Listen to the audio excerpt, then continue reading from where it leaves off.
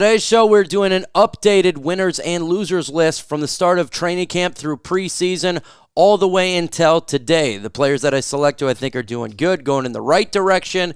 Players who may have been going in the wrong direction, maybe it changed a little bit. Now we're going in the right direction there, or the opposite. They were started good and went bad. That's what this video is all about. Folks, you're going to want to subscribe to the channel because we're going to be live for the Lions and Kansas City game preseason week 2. It's going to be epic. If you want to enjoy a good time, subscribe so you don't miss out for the live watch party. Let's get this thing started right now.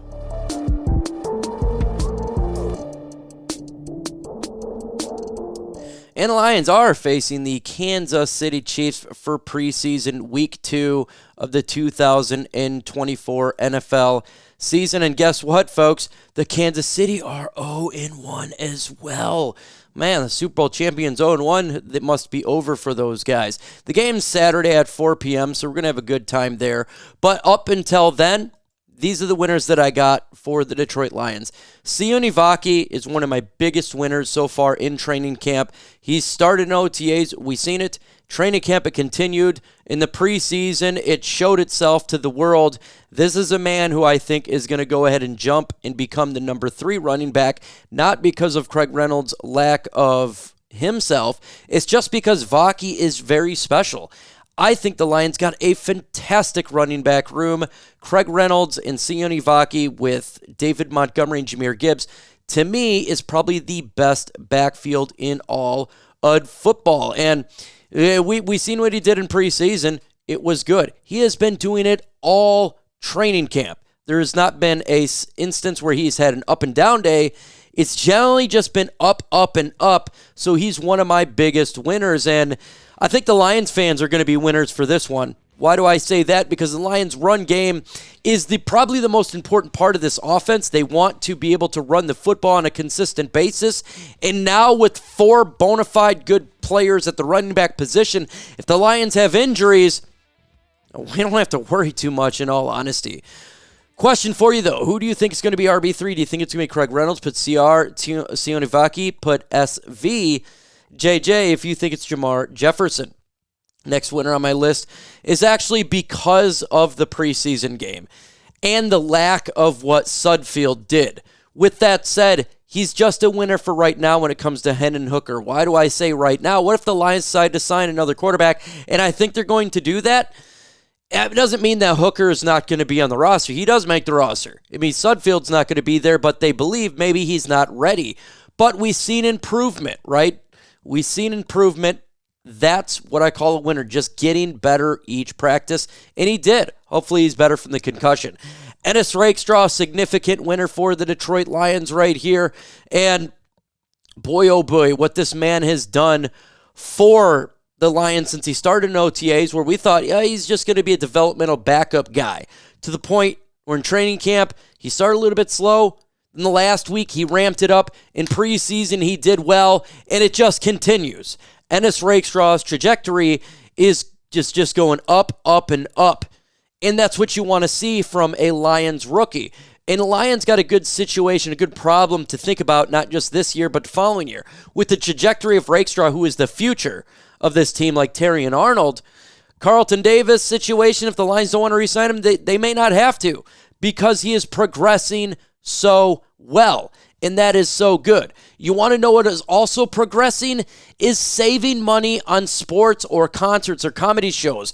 With an app called Game Time, you can get killer deals, last-minute tickets, lowest prices guaranteed, and you can stop stressing over tickets and start getting hyped for the fun that you're going to have. It is easy to find and buy tickets for every kind of event in your area. That's sporting events, concerts, comedy shows, or whatever. The lowest price is guaranteed. That is the Game Time guaranteed, which means you're always getting the best prices.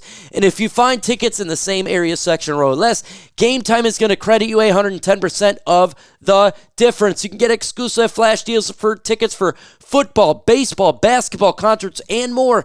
And the mail screenshot, by the way, I think it's a fantastic feature of the app. It shows you where your seat is, and if you move your phone left or right, you can see the surrounding area like a 3D live photo. So download Game Time, plug in Chat Sports, and you're going to get $20 off your first purchase. Again, go to the redeem code section, plug in Chat Sports. You're going to get $20 off your first purchase. Terms do apply. You got to create account. You got to have an email to save that money. The link is going to be in the comment section and description of this video.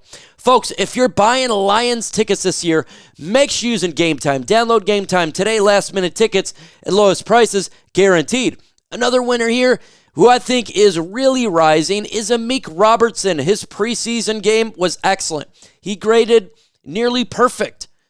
And if you look at what he did in the film, he was excellent. Amik Robertson stated earlier in training camp that he is not a backup player. He is going to be a big piece to this team, and he's proven it on the field. I've always believed it, and he's proven it on the field for the Detroit Lions in the Lions fan base. He continues to do that. The Lions secondary could be the strength of this football team. Yes, you heard that. Could be the strength. Another winner on my list is Broderic Martin, Mr. Sack himself. OTAs, good. Minicamp, good. Training camp, good. Preseason, good. He is in the right direction. Now, I don't think he's going to be a breakout candidate. This guy is going to be an all-stud defensive tackle, but he's going to be on the field making plays a lot. A rotational piece, fantastic for the Detroit Lions. Fantastic for the Lions to be able to look at this team and say, yes, we are good on the interior defensive line, and our young players are stepping up. Huge win there. Question for you, who is the biggest winner up until preseason week 1? Put a name in the comment section. Mine probably would be Jameson Williams. He, to me, has probably been the best so far in all the way up until preseason. Another winner on my list, Jake Bates.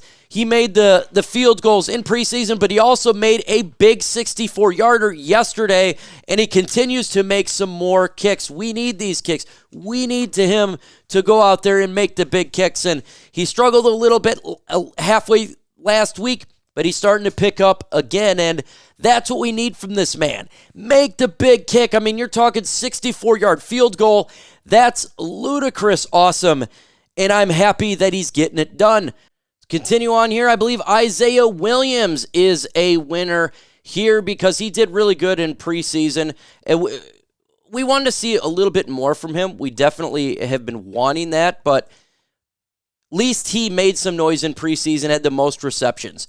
Another winner here for me is Christian Mahogany. He is back from being sick. He has been sick all freaking training camp. He's been sick, and so we needed him in the lineup. He is back in the lineup. He is healthy. He is practicing. When you get back from a sickness or an illness like that, and we've been waiting for you to get on the field, you're a winner just to be off the injury or sick list there. Alim McNeill is a huge winner. He's been awesome all training camp. All training camp. He didn't play in preseason. Who cares? He has just been consistently dominating. I watched one play versus the Giants practice where he absolutely roasted the lineman and threw him back like he was absolutely nothing. And that is the type of thing you want to see for this football team. Alim McNeill, I hope we pay him before the regular season because he's going to get paid a boatload of money. But, hey, it is what it is. We need to. He's going to be big for the Lions. Kayode Awosika played well, I thought, in preseason. He's been well so far in training camp, but there has been some injuries also to Netane Muti and other linemen who didn't do so well. So by default, he's a winner. Just by default of all of those things that's going on with him, right, is injuries going around. He's been consistent. He's getting the job done. So I'm going to give him some love here. And that's exactly what we want to see from this offensive line is players step up. And he didn't do so bad last year for the Detroit Lions. He really didn't. But not everything is going to be gravy. Not everything is about winners. There's also losers. So I got a question for you before we get into my list. Who is the biggest loser for you?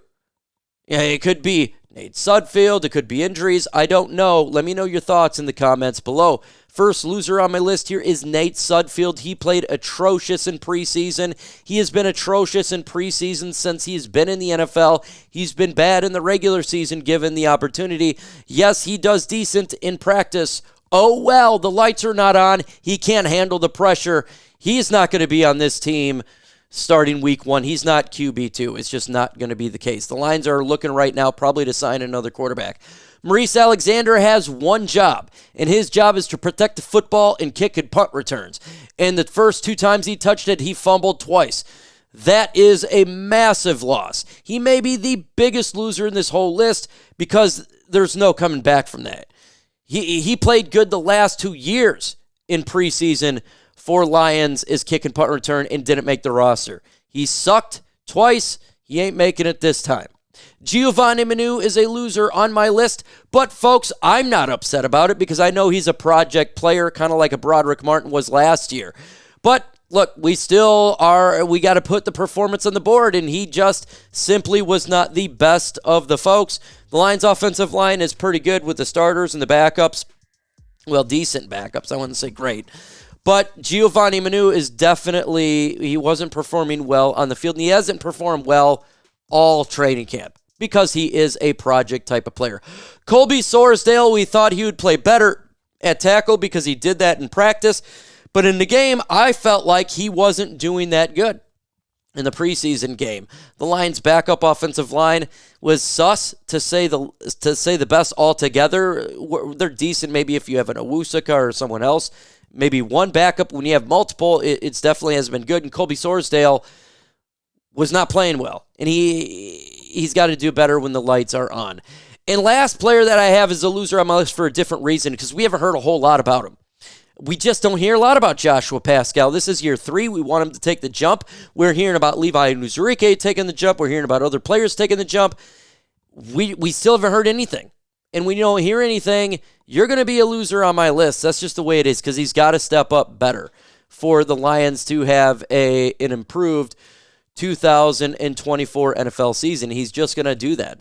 Folks, in the upcoming videos, we're dropping videos every single day. Get ready for the Lions in Kansas City stream on Saturday. With that said, folks, adios.